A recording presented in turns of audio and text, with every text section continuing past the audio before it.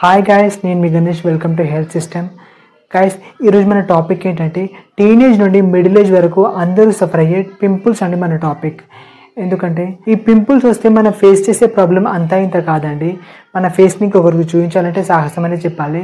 ఎందుకంటే అంతలా సఫర్ అవుతుంటారు ఈ పింపుల్స్ వల్ల, అందంగా కనిపించట్లేమని. పార్టీస్కి వెళ్ళాలన్నా, ఫంక్షన్స్కి వెళ్ళాలన్నా, బయటికి వెళ్ళాలన్నా ఇన్సెక్యూర్గా ఫీల్ అవుతుంటారు.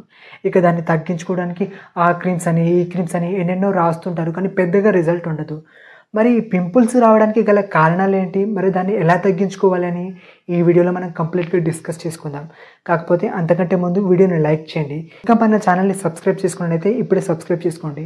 ఇలాంటి ఇంట్రెస్టింగ్ వీడియోస్ కోసం పక్కనే ఉన్న బెల్ ఐకాన్ని యాక్టివేట్ చేసుకోండి, నేను పెట్టే పోస్టులు మీరు మిస్ కాకుండా ఉండడానికి.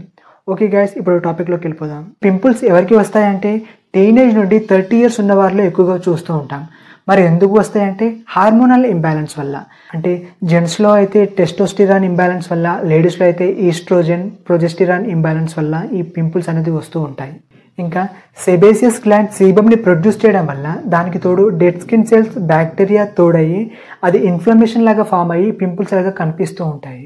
మరి వాటిని ఎలా తగ్గించుకోవాలి?